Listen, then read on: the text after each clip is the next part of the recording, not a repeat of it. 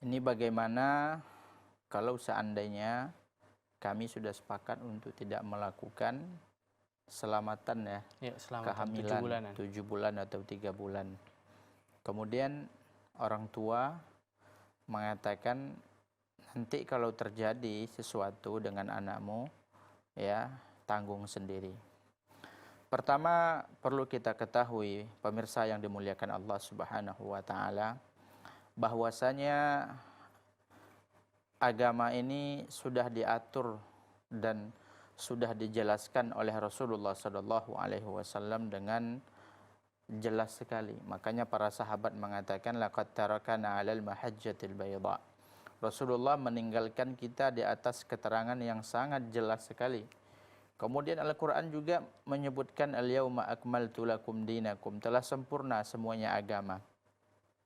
Jadi kita tidak boleh menganggap suatu tersebut dianjurkan dan mendekatkan diri kepada Allah, padahal itu tidak ditemukan dan tidak pernah ada di zaman Rasulullah.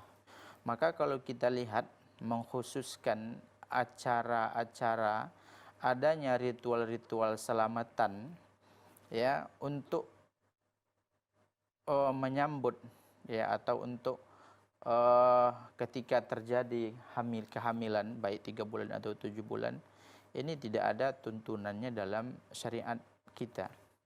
Karena di zaman Rasulullah Shallallahu Alaihi Wasallam pun banyak wanita-wanita yang hamil, akan tetapi tidak ada kita temukan Rasulullah menyuruh untuk melakukan ritual khusus, selamatan khusus, membaca bacaan-bacaan khusus, melakukan ritual-ritual khusus. Biasanya ini selamatan ini selain dia mungkin acara makan-makan, ya ada pembacaan-pembacaan zikir-zikir dan juga biasanya diiringi dengan pembacaan diba.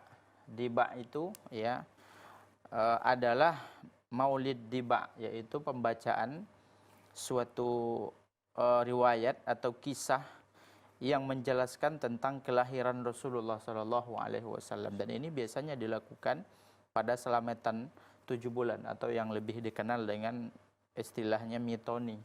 Ya kalau disebut dengan mitoni.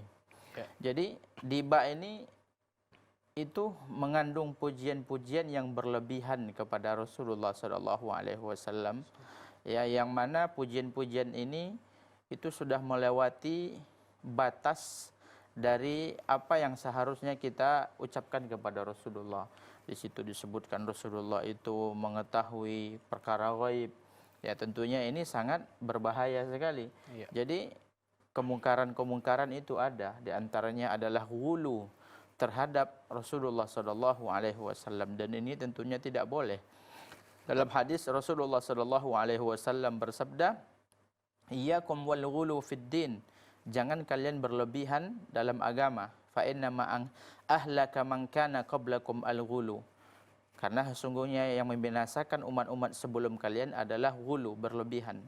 Ya, ketika dalam riwayat itu disebutkan Rasulullah mengetahui perkara-perkara yang gaib, tentunya ini bertentangan dengan Al-Qur'an. Rasulullah tersebut tidak mengetahui perkara gaib kecuali dengan apa yang Allah berikan. Ya, alimul ghaibi fala yudhiru ala ghaibihi ahada. Allah tersebut maha mengetahui perkara yang gaib ya, dan tidak ada satupun yang mengetahui perkara gaib tersebut seorang pun. Ya, tidak ada yang mengetahui.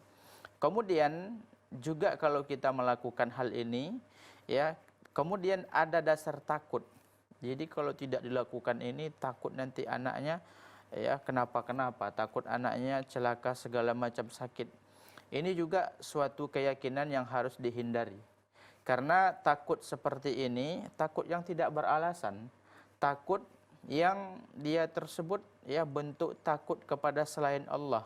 Dan kalau ini terjadi, ini bisa jatuh kepada perbuatan syirik, na'udzubillah. Ya, karena Allah Subhanahu wa taala mengatakan dalam Al-Quran, fala takhafuhum wa khafuni. Jangan kalian takut kepada